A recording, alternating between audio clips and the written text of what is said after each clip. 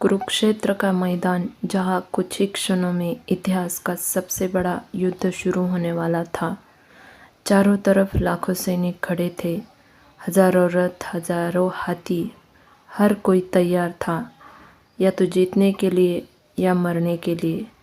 लेकिन उसी समय एक ऐसा दृश्य हुआ जिसने इतिहास बदल दिया। दुनिया का सबसे महान योद्धा डर गया था। वह योद्धा था अर्जुन। शंखों की आवाज़ गूंज रही थी, धूल आसमान में उड़ रही थी।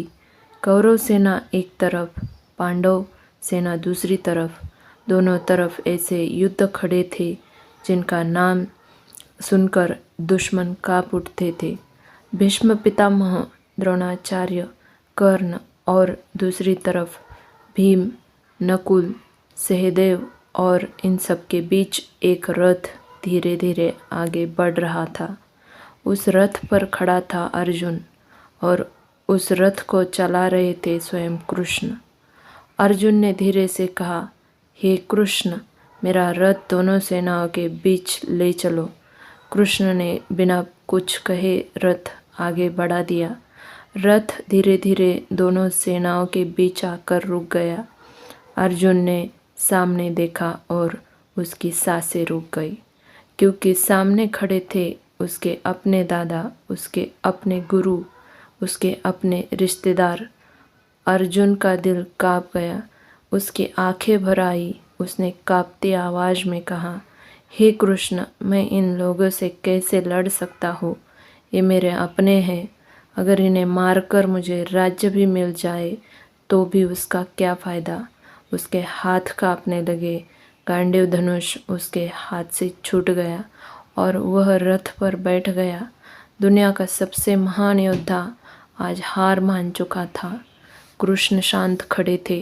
उन्होंने कहा, अर्जुन, तुम जिस चीज़ के लिए दुखी हो वह दुख का कारण ही नहीं है। अर्जुन ने आश्चर्य से देखा। कृष्ण ने कहा, आत्मा कभी नहीं मरती, न इसे कोई जला सकता है, न काट सकता है। यह शरीर नश्वर है, लेकिन आत्मा अमर है। कृष्ण ने आगे कहा, अर्जुन, तुम एक क्षत्रिय हो और तुम्हारा धर्म है धर्म की रक्षा करना। अगर तुम आज डरकर पीछे हट गए तो अधर्म जीत जाएगा। याद रखो, तुम्हारा अधिकार केवल कर्म पर है, फल पर नहीं। अर्जुन के मन में तूफान चल रहा था। एक तरफ उसका दिल, दूसरी तरफ उसका कर्तव्य। वह सोच रहा था, क्या मैं सही कर रहा हूँ? क्या यह युद्ध सही है? लेकिन धीरे धीरे कृष्ण की बातें उसके मन में उतरने लगी। अर्जुन धीरे धीरे खड़ा हुआ। उसकी आंखों में अब डर नहीं था, अब वहाँ था ज्ञान और साहस। उसने अपना धनुष उठाया और कहा, हे कृष्ण, अब मेरा भ्रम दूर हो गया है। मैं अपना कर्तव्य निभाऊंगा। कृष्ण मुस्कुराए। उन्होंने रथ को आगे बढ़ाया। कुछ ही क्षणों बाद शंख बज उठे और शुरू हुआ महाभारत का महान युद्ध।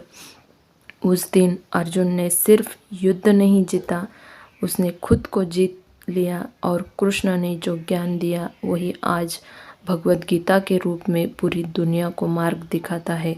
अगर आपको कृष्ण और महाभारत की ऐसी ही गहरी और प्रेरणादायक कहानियाँ पसंद है तो चैनल कृष्णवाणी को ज़रूर सब्सक्राइब करें और कमेंट में लिखें, जय श्री कृष्ण।